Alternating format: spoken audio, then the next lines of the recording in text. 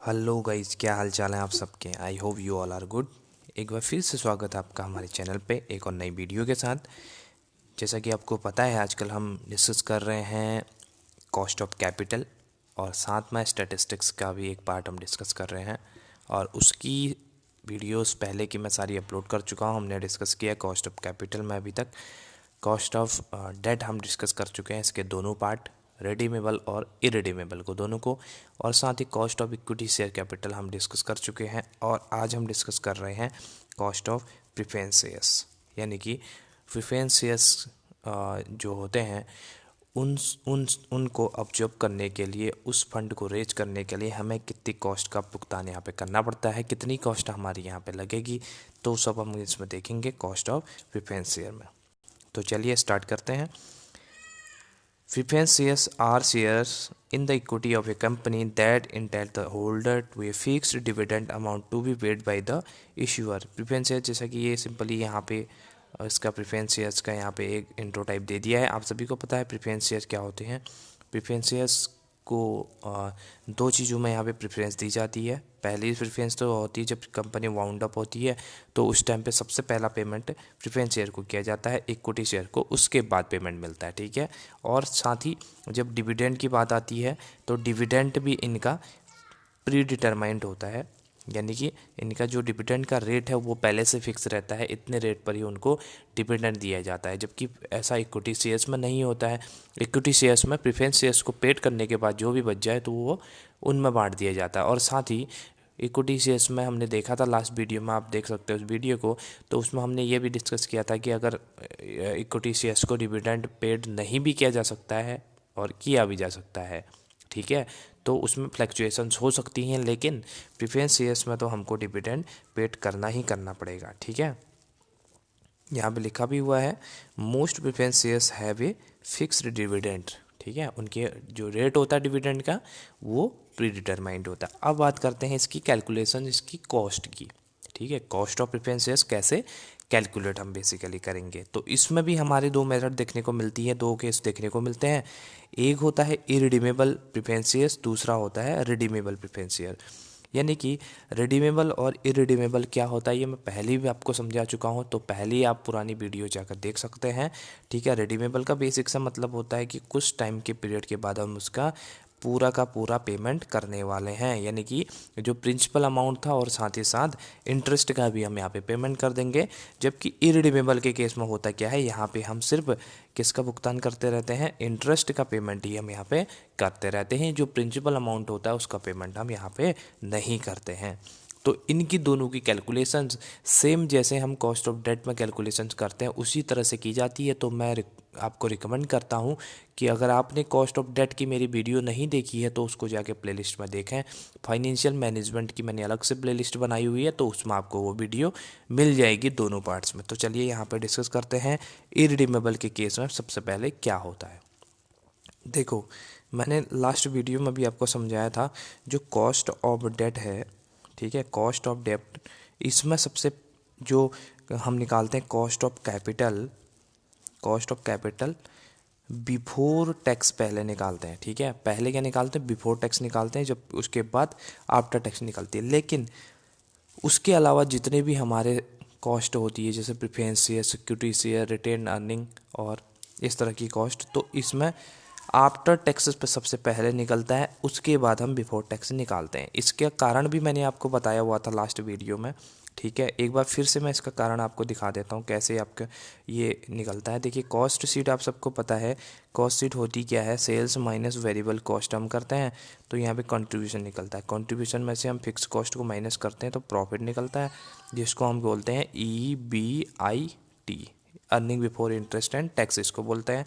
उसके बाद हम किसका पेमेंट करते हैं, इंटरेस्ट का पेमेंट करते हैं, तो हमारे पास आता है EBT, अर्निंग बिफोर टैक्स, यानी कि इंटरेस्ट का हम पेमेंट कर चुके हैं। उसके बाद हम अगर टैक्स का पेमेंट कर दें तो हमारे के पास क्या आता है, EAT जितना आ गया टोटल अर्निंग आफ्टर टैक्स, ठीक है। इंटरेस्ट पेमेंट हो गया और टैक्स का पेमेंट भी हम कर चुके हैं, तो income after tax, earning after tax हमारे पास आती है। इसमें से हमें प्रेफरेंस शेयर्स का और फिर बचा तो इक्विटी शेयर्स को पेमेंट करना होता है।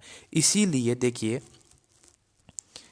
आफ्टर टैक्स, देखिए टैक्स का हम यहाँ पे पहले पेमेंट कर चुके हैं, इसीलिए यहाँ पे प्रेफरेंस शेयर्स और इक्विटी शेयर्स जितना भी पोर्शन है इनको आफ्टर टैक्स पे निकाला जाता है, क्योंकि टैक्स का हम यहाँ पे ऑलरेडी पेमेंट कर चुके हैं। ठीक है, तो ये कॉन्सेप्ट मैंने पीछे भी समझाया हुआ है पहले की वीडियो में, आप जाकर देख सकते हैं, आपको डिटेल में समझ में आ जाएगा। तो यहाँ पे बात करते हैं फॉर्मूले की। तो फॉर्मूला सिंपल सा है, यहाँ पे पहले हम निकालेंगे after tax cost of preference share after tax. तो इसका फॉर्मूला है DPS divided by NP slash market price into 100। देखिए DPS है यहाँ पे डिविडेंड पर शेयर, जो भी डिविडेंड प्री डिटरमाइंड रेट है उसका डिविडेंड की हम यहाँ पे बात कर रहे हैं। और यहाँ पे नेट प्रोसीड डिवाइड से हो जाएगा, जो उसमें भी इसी तरह से होता था, जो डेट कॉस्ट ऑफ डेट निकलती थी। ठीक है, अगर मार्केट प्राइस दी रहेगी, अगर नेट प्रोसीड ना भी है, मार्केट प्राइस दी है, तो उससे भी हम यहाँ पे इंक्लूड कर लेंगे। तो ये सिंपल सा फॉर्मूला है यहाँ पे, क्योंकि हम यहाँ पे डिविडेंड की बात करते हैं, जब प्रेफरेंस शेयर्स की बात करते हैं तो डिविडेंड की बात करते हैं, और जब हम डेट की बात करते हैं कॉस्ट ऑफ डेट की, तो डेट में हम क्या पेमेंट करते हैं, इंटरेस्ट का पेमेंट करते हैं। तो यहाँ पे इंटरेस्ट हमारा होता था, आपको याद हो फॉर्मूला, तो यहाँ पे DPS की जगह पे वहाँ पे इंटरेस्ट इंक्लूड होता था, क्योंकि हम डिबेंचर में इंटरेस्ट का पेमेंट करते हैं, जबकि हम जो हमारा शेयर्स हैं, शेयर्स को हम डिविडेंड का पेमेंट करते हैं। ठीक है, क्लियर। तो चलिए, ये तो रही फॉर्मूले की बात। अब देखते हैं आफ्टर टैक्स बिफोर टैक्स क्या निकलता है। ठीक है, ये तो हमारा सबसे पहले आफ्टर टैक्स था, अब ये वाला सेकंड हमारा बिफोर टैक्स है। बिफोर टैक्स में करना कुछ नहीं है, पहले की फॉर्मूला की तरह ही है सेम, 1/1 - T से आप डिवाइड इसको मल्टीप्लाई करेंगे, किसको, KD आफ्टर टैक्स, जो भी हमारा आफ्टर टैक्स निकला है, अगर हम उसको 1/1 - T से मल्टीप्लाई कर देंगे तो हमारा KD BT निकल जाएगा, यानी कि cost of debt before tax हमारा निकल कर आ जाएगा। देखो यहाँ पे ये वाला फॉर्मूला, तो आपका इतना पोर्शन तो यही फॉर्मूला लिखा हुआ है, उसको बेसिकली मल्टीप्लाई कर दिया है किससे, 1/1 - T से मल्टीप्लाई कर दिया है, यानी कि टैक्स वाला जो हम इन्वर्स रिलेशन से कर दिया गया है। तो हमारे पास क्या निकल के आता है, cost of preference shares before tax. Clear. चलो, अब यहाँ पे 3 तरह की सिचुएशन हमें देखने को मिलेगी इसमें। सबसे पहली सिचुएशन कब होगी, जब प्रेफरेंस शेयर हमारे पार वैल्यू पे इशू किए जाएंगे। तो नेट प्रोसीड निकालने के लिए बेसिकली ये 3 चीज़ें हैं। ठीक है, 3 कंडीशंस में हमारा नेट प्रोसीड कैसे निकलेगा, उसी को हम डिस्कस कर रहे हैं।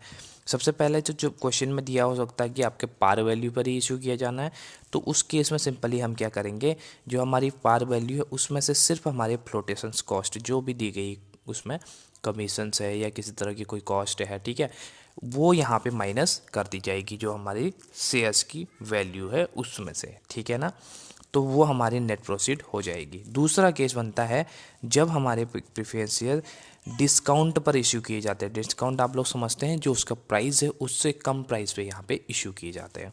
तो उस केस में नेट प्रोसीड हमारा कैसे निकलता है, पार वैल्यू में से आप डिस्काउंट को माइनस करेंगे, जितना भी डिस्काउंट क्वेश्चन में बोला है वो परसेंटेज के फॉर्म में हो सकता है या पर शेयर इतना करके भी दिया जा सकता है वैल्यू के फॉर्म में। तो पार वैल्यू में से डिस्काउंट माइनस करने के बाद आप उसमें से फ्लोटेशंस कॉस्ट अगर कोई दी गई है तो उसको भी माइनस करेंगे, तो you will get net proceed. तो आपको क्या मिल जाएगा, नेट प्रोसीड यहाँ पे मिल जाएगा, सेकंड कंडीशन। थर्ड कंडीशन में क्या होता है, जब हमारा जो शेयर्स हैं वो प्रीमियम पे इशू किए जाते हैं। प्रीमियम आप लोग समझते हैं, प्रीमियम जो हमारी प्राइस है, एक्चुअल जो पार वैल्यू है उससे ज़्यादा प्राइस पे इशू किए जाते हैं, तो उसको हम बोलते हैं प्रीमियम पर इशू करना। जबकि डिस्काउंट बोलते हैं तो पार वैल्यू से कम वैल्यू पर इशू करना, उसको हम डिस्काउंट बोलते हैं। तो प्रीमियम पे करेंगे क्या हम, प्रीमियम आप सभी को पता है, जैसे 100 का शेयर था उसको 110 पे हमने इशू किया, तो दैट मीन हमने उसको प्रीमियम पे इशू किया। तो हम करेंगे क्या, पार वैल्यू में प्रीमियम को सबसे पहले ऐड करेंगे, कितना प्रीमियम था, कितने प्रीमियम पे हमने इशू किया, 10%, 5%, 20%, ये अलग अलग हो सकता है अलग अलग क्वेश्चंस में। उसके बाद हम उसमें से फ्लोटेशन कॉस्ट को माइनस कर देंगे। अगर क्वेश्चन में किसी प्रकार का कोई चार्जेस दिए हैं, फ्लोटेशन कॉस्ट या फ्लोटेशन चार्जेस, तो उसको माइनस कर लेंगे, तो नेट अमाउंट हमारे पास क्या रह जाएगा, नेट प्रोसीड। नेट प्रोसीड इसको बोल दिया जाएगा। ठीक है, तो ये तो हमारे पास क्या थे, 3 अलग अलग केसेस थे नेट प्रोसीड को कैलकुलेट करने के।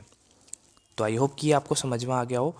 ये आपका फॉर्मूला है सिंपल सा, DPS divided by net proceed into 100। ये आपका आफ्टर टैक्स पहले निकलेगा और बिफोर टैक्स इसके बाद में निकलेगा, उसका रीजन भी मैं आपको बता चुका हूँ।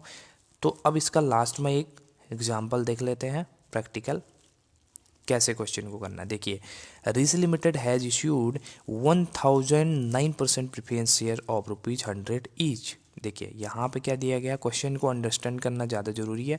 9% ये आपका क्या दिया गया है, डिविडेंड रेट है। देखो प्रेफरेंस शेयर्स बोला है, 9% लिखा है, डिविडेंड रेट नहीं लिखा है, तो ये डिविडेंड रेट होता है जो प्रेफरेंस शेयर से पहले का है। ठीक है, कितने इशू किए हैं, 10,000 किए हैं, और एक कितने का है, 100 का ईच है, 95 पे इशू किया है। ठीक है, 100 का था, 95 पे इशू किया है, इसका मतलब डिस्काउंट पर इशू किया गया है, सिंपल सा। ठीक है, ये तो इम्प्लाइड है। The flotation charges are underwriting commission 2%, ठीक है, ब्रोकरेज 0.5%, ओके, एंड प्रिंटिंग ₹500 है। ठीक है, the company is to subject to tax rate 50% दिया गया है। Find out the cost of capital preference after and before tax. देखिए यहाँ पे दिया क्या क्या गया है, मैं आपको बेसिकली सबसे पहले समझा दूँ। 10,000 शेयर्स इशू किए गए हैं, 9% डिविडेंड का रेट दिया गया है, 100 की उसकी फेस वैल्यू है, लेकिन उसको इशू किया 95 पे, यानी कि ₹5 डिस्काउंट हो गया। ठीक है, ओके। फ्लोटेशन चार्जेस दिए हैं 2%, एक पर 0.5%, ठीक है, और 500। देखिए ये ध्यान देना, जो 500 दिया गया है ये टोटल 1000 शेयर्स का है, ये पर शेयर का नहीं है। ये 0.5 और ये वाला जो दिया गया है ये परसेंटेज, ये परसेंटेज तो हम निकाल सकते हैं, ये 100 पर शेयर्स पे दिया गया। ठीक है, लेकिन जो ये 500 है ये हमारा 1000 शेयर्स का दिया गया, पूरे जितने शेयर्स भी इशू किए उसका टोटल कॉस्ट दिया गया है। ठीक है, तो इसको हमको कन्वर्ट करना पड़ेगा एक शेयर्स के लिए। ठीक है, तो इसको हम आगे देखते हैं। सॉल्यूशन में देखो, सबसे पहले हमें डीपीएस दिया गया है ₹9 का। ठीक है, डिविडेंड आपको 9% बोल के दिया है। नेट प्रोफिट कैसे निकालेंगे, देखिए 100 में से 5 क्या हमारा 5 क्या है, देखो यहाँ पर देखिए 5 मैंने आप इसे क्या बोला, 5 हमारा है डिस्काउंट। और पीछे हमने सिनेरियो में, सेकंड सिनेरियो में हमने बात करी थी, जब भी डिस्काउंट होगा सबसे पहले हम क्या करेंगे, पार वैल्यू माइनस डिस्काउंट। देखो 5 का डिस्काउंट कैसे आया, 100 का था, ये 100 का 95 पे इश्यूड, तो ₹5 कहाँ गया, वो डिस्काउंट था, तो उसको हम क्या करेंगे, माइनस कर देंगे। वही किया यहाँ पे। और यहाँ पे 3 कैसे आया है, 3 कैसे आए वो मैंने स्टार लगाया, मैं दिखाता हूँ नीचे 3 कैसे आया। देखो मैंने आपसे बोला क्या, ये था ब्रोकरेज का, ये था फ्लोटेशन कॉस्ट का। देखिए अंडरराइटिंग कमीशन 2% दिया था, यानी कि 100 पे 2 यानी कि ₹2 आ गया। ठीक है, ब्रोकरेज 0.5% दिया था 100 पे, तो 0.5 ये भी निकल आ गया 100 पर 100 पे। और अब देखो यहाँ पे प्रिंटिंग का मैंने आपसे बोला था ₹500 दिया गया है। देखो उसने क्या बोला था, ₹1000 दिया, 1000 का कितना दिया था, ₹500 दिया था। ठीक है ना, 1000 का दोबारा समझा देता हूँ, देखो 1 मिनट। देखो 1000 शेयर्स पे कितना पेमेंट किया था, 500 का चार्जेस पेमेंट किया था, तो एक शेयर्स पे कितना हो जाएगा, 500 डिवाइडेड बाई 1000। ठीक है, 2 0 से 2 0 कैंसिल और 2। ठीक है, तो हमारे पास कितना निकल के आता है, 1/2 निकल के आता है। 1/2 को अगर आप कन्वर्ट करोगे तो 0.5 यहाँ पे निकल के आएगा, यही चीज़। ठीक है, 0.5, तो तीनों को ऐड कर देंगे तो हमारा ये टोटल क्या है, फ्लोटेशन कॉस्ट है टोटल। पहला अंडरराइटिंग कमीशन दे रखा है, सेकंड क्या है, ब्रोकरेज दिया है, थर्ड हमारा प्रिंटिंग दिया। अगर प्रिंटिंग अगर परसेंटेज में दिया तो हम एज इट इज़ ले लेते, लेकिन यहाँ पे रुपीज़ में दे दिया गया है, जो कि ओवरऑल टोटल रुपीज़ है। ठीक है, टोटल जो जितने भी शेयर इशू किए गए उसके टोटल का दिया गया, तो टोटल हम इसको ऐड कर देंगे। ऐडअप करने के बाद हमारा ₹3 आता है टोटल फ्लोटेशन कॉस्ट, तो वही ₹3 यहाँ पे माइनस किया गया, क्योंकि डिस्काउंट के केस में क्या करना है, ये तो पार वैल्यू है, पार वैल्यू में से आप क्या करेंगे, डिस्काउंट का जितना भी है उसको माइनस करेंगे और उसमें से फ्लोटेशन कॉस्ट को माइनस करेंगे, तो नेट क्यों उसकी वैल्यू क्या आ गई शेयर्स की, 92, यानी कि नेट प्रॉफिट कितना हो गया, 92 हो गया। तो इसको फॉर्मूले में पुटअप कर देंगे, 9 हमारा डीपीएस था और नीचे कितना 92 हमारा क्या था, नेट प्रॉफिट आ गया, और 100 से मल्टीप्लाई कर दिया तो 9.78 हमारे पास क्या आ गया, इसकी आफ्टर टैक्स कॉस्ट आ गई।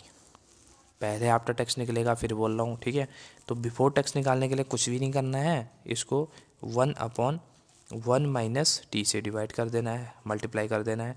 9.78 निकल के आया है, उसको 1/, 1 माइनस टैक्स 50% दिया गया है तो 0.5 आ जाएगा। सिंपल सा है, वही यहाँ पे किया है। ये तो हमारा ऊपर निकल के आया है यही वाला, इसमें हमने क्या किया है 1 हम लिखते नहीं है मल्टीप्लाई में, इतना तो पता ही है आपको।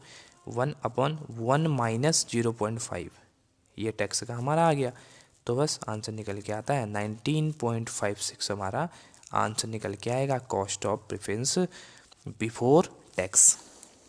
ठीक है, क्लियर इतना?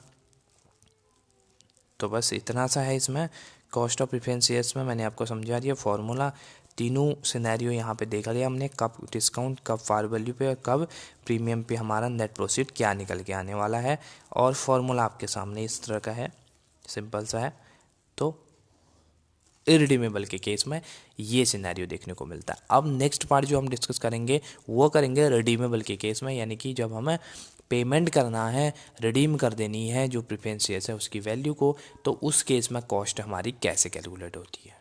आई होप आपको वीडियो पसंद आई होगी, और पुरानी वीडियो आपने देखी नहीं है तो आप प्लेलिस्ट में जाकर देख सकते हैं। तो फिर मिलते हैं नई वीडियो के साथ एक नई कॉन्सेप्ट में, तब तक के लिए thank you, keep watching, bye bye.